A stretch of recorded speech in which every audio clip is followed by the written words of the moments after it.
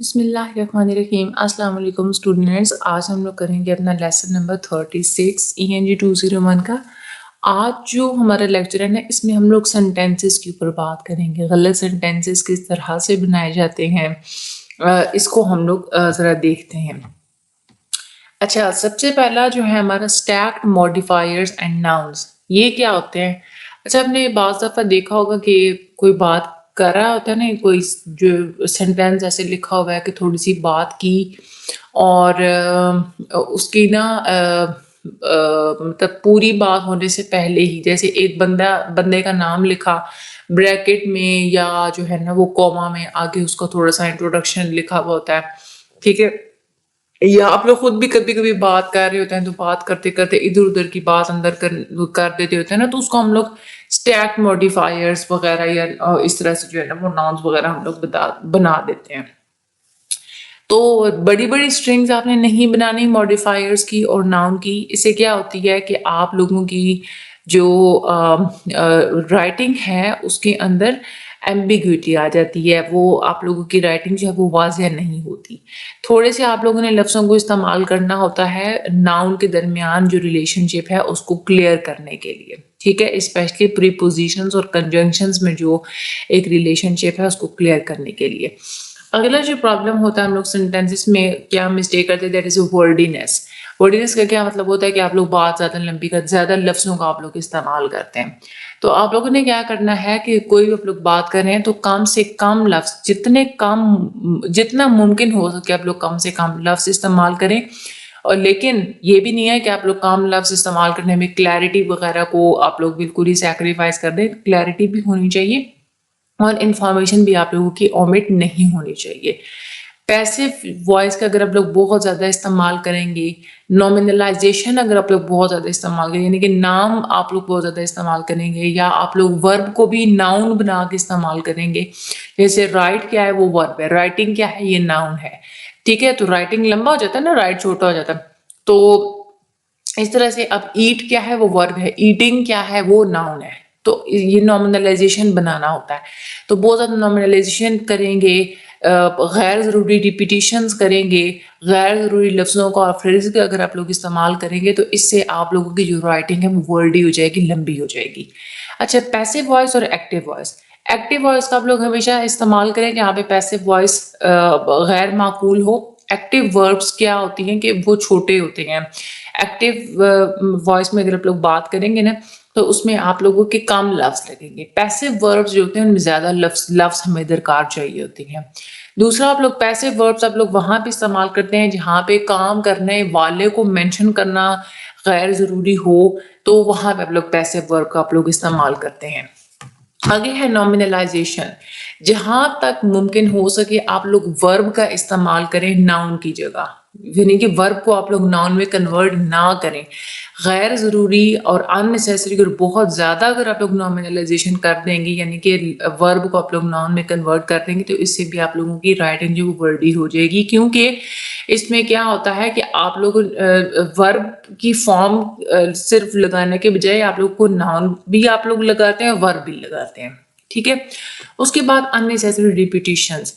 अच्छा, unnecessary repetition जो है ना, इसमें एक तो सबसे ज़्यादा कॉमन टाइप इसकी ये होती है कि आप लोग मॉडिफायर्स को बहुत ज़्यादा इस्तेमाल करते हैं, जो कि लफ्ज़ के अंदर दी हुई जो इंफॉर्मेशन होती है उसको आप लोग बार-बार रिपीट कर रहे होते हैं। तो इससे भी क्या होता है, आप लोगों की अननेसेसरी रिपीटिशंस होती हैं। अगला है अननेसेसरी वर्ड्स एंड फ्रेजेस। आप लोगों ने इस बात को भी यकीनी बनाना है कि हर वर्ड, हर फ्रेज जो आप लोगों के सेंटेंस के अंदर है, वो आप लोगों के जुमले के अंदर एक मीनिंग और क्लैरिटी लेके आए। गैर ज़रूरी लफ्ज़ और गैर ज़रूरी फ्रेजेस वगैरह आप लोगों के जुमले के अंदर मौजूद नहीं होनी चाहिए। जो सुपरफ्लूअस और जो एक्स्ट्रा मटेरियल है वो आप लोग फर्स्ट ड्राफ्ट को रिवाइज करते हुए डिलीट कर दें। उसके बाद ओवरलोडेड सेंटेंसेस। ओवरलोडेड सेंटेंसेस का क्या मतलब होता है? देखिए, हर सेंटेंस की ना हर बंदे की एक कैपेसिटी होती है कि कोई सेंटेंस अगर इतना होगा तो उसको हम लोग इजीली उसको समझ सकते हैं। ऐसा सेंटेंस जिसको आसानी से समझना पॉसिबल ही ना हो या बहुत ज़्यादा मुश्किल हो, इतनी ज़्यादा उसके अंदर इंफॉर्मेशन दी हुई हो, ऐसे सेंटेंसेस को हम लोग ओवरलोडेड सेंटेंसेस बोलते हैं और इसको अवॉइड करना चाहिए। इसमें हम लोग क्या करें, कि जो भी आप लोगों के सेंटेंसेस हैं उसको आप लोग छोटे-छोटे पीसेस में आप लोग डिवाइड करके बात करें ताकि अगले बंदे के लिए समझना आसान हो जाए। अब ओवरलोडेड सेंटेंसेस कौन-कौन से होते हैं? एक होता है सेंटेंस फ्रैगमेंट्स, इसकी वजह से एक तो आप लोगों के ओवरलोडेड सेंटेंसेस हो जाते हैं। सेंटेंस फ्रैगमेंट क्या होता है? वो सेंटेंस, वो जुमला जिसमें ना तो सब्जेक्ट है, ना वर्ब है, ठीक है? या तो सब्जेक्ट नहीं है या वर्ब नहीं है या दोनों ही नहीं है। लेकिन आप लोगों ने उस सेंटेंस को ऐसे लिख दिया है कि जैसे वो कोई कंप्लीट जुमला है। तो ये क्या है? सेंटेंस फ्रैगमेंट है। यानी कि सिर्फ जुमले का एक टुकड़ा है। उससे ज़ाहिर है कि वो क्लैरिटी नहीं आ सकती। जैसे to apply for a job at the new store in the mall. अब इससे कोई बात की कोई तुक तो नहीं बनी। पूरा सेंटेंस है ही नहीं, ना ही इसमें सब्जेक्ट है, ना वर्ब है। अच्छा, उसके बाद है ओवरलोडेड सेंटेंसेस में जो अगली चीज़ होती है that is a comma splice. Comma splice का क्या मतलब होता है? जो 2 इंडिपेंडेंट क्लासेस होती हैं, यानी कि 2 ऐसे जुमले जिनका आपस में कोई ताल्लुक नहीं है, उन 2 जुमलों को अगर आप लोग अलग-अलग भी लिखेंगे तो बात मुकम्मल समझ में आ जाएगी। ऐसे जुमलों को सिर्फ आप लोग एक कोमा से जोड़ देंगे तो उसको हम लोग बोलते हैं कोमा स्प्लाइस एरर।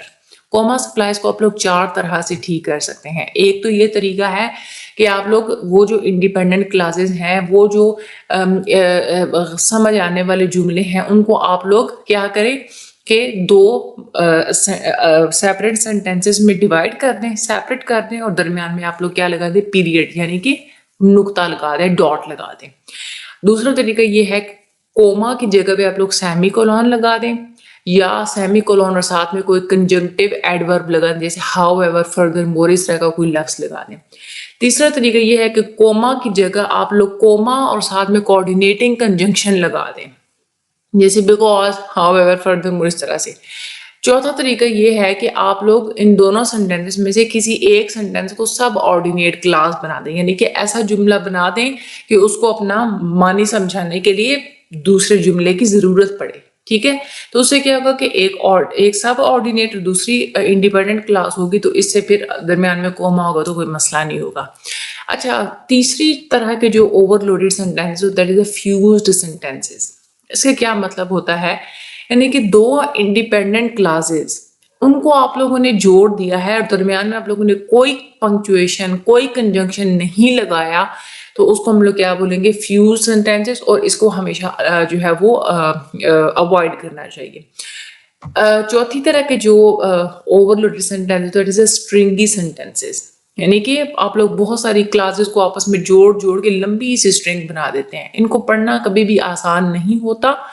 तो ऐसे सेपरेट क्लासेस जिनको जो है वो तोड़ दिया जाए तो वो उनको समझना आसान हो, तो उसको आप लोग क्या करें कि तोड़ तोड़ के ही आप लोग उनको बयान करें। आप लोग स्ट्रिंगी सेंटेंसेस ना बनाएं।